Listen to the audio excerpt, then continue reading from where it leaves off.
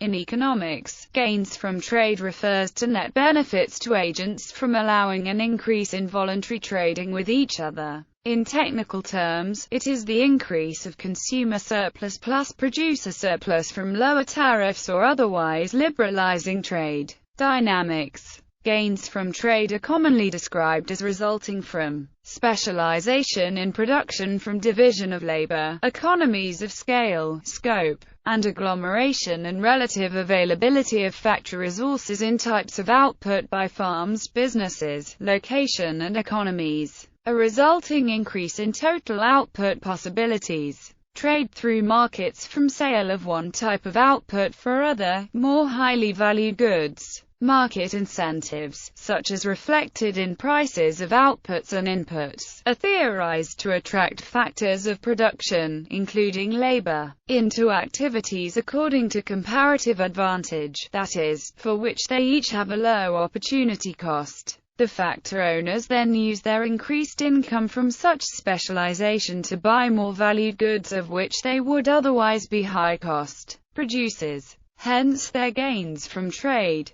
The concept may be applied to an entire economy for the alternatives of autarky or trade. A measure of total gains from trade is the sum of consumer surplus and producer profits, or, more roughly, the increased output from specialization in production with resulting trade. Gains from trade may also refer to net benefits to a country from lowering barriers to trade, such as tariffs on imports. David Ricardo in 1817 first clearly stated and proved the principle of comparative advantage, termed a fundamental analytical explanation, for the source of gains from trade. But from publication of Adam Smith's The Wealth of Nations in 1776, it was widely argued that, with competition and absent market distortions, such gains are positive in moving toward free trade and away from autarky or prohibitively high import tariffs. Rigorous early contemporary statements of the conditions under which this proposition holds are found in Samuelson in 1939 and 1962.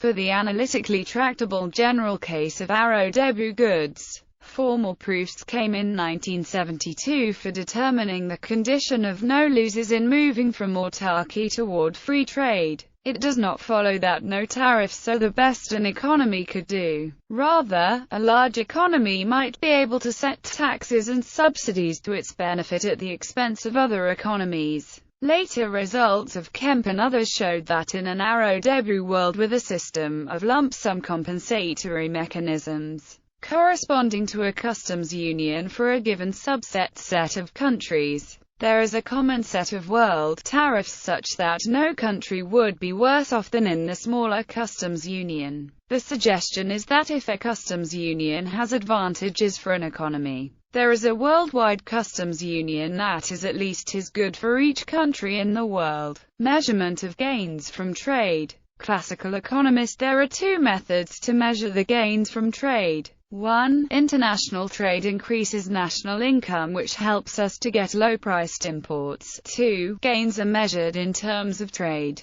To measure the gains from the trade comparison of cost of production between domestic and foreign countries, something is required. But it is very difficult to acquire the knowledge of cost of production and cost of imports in a domestic country. Therefore, terms of trade method is preferable to measure the gains from trade. Factors affecting gains from trade. There are several factors which determine the gains from international trade. 1. Differences in cost ratio. The gains from international trade depends upon the cost ratios of differences in comparative cost ratios in the two trading countries. The smaller the difference between exchange rate and cost of production, the smaller the gains from trade, and vice versa. 2. Demand and supply. If a country has elastic demand and supply gains, the gains from trade are higher than if demand and supply are inelastic. 3. Factor availability. International trade is based on the specialization, and a country specializes depending upon the availability of factors of production. It will increase the domestic cost ratios and thereby the gains from trade. 4. Size of country.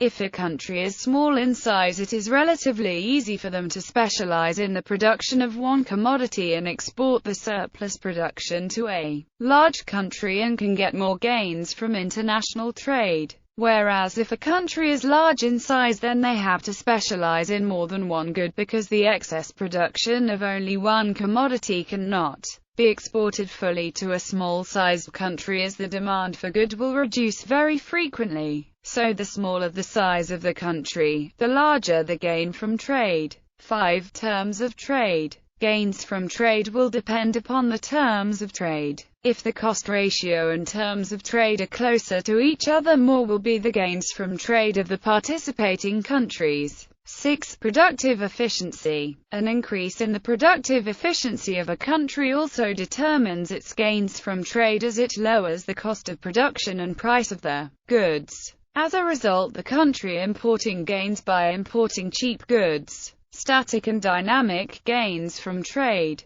The gains from trade can be classified into static and dynamic gains from trades. Static gains means the increase in social welfare as a result of maximized national output due to optimum utilization of countries' factor endowments or resources. Dynamic gains from trade are those benefits which accelerates economic growth of the participating countries. Static gains are the result of the operation of the theory of comparative cost in the field of foreign trade. On this principle, countries make the optimum use of their available resources so that their national output is greater, which also raises the level of social welfare in the country. When there is an introduction of foreign trade in the economy, the result is called the static gains from trade. Dynamic gains from trade relate to economic development of the economy, specialization of the country for the production of best-suited commodities, which result in a large volume of quality production which promotes growth.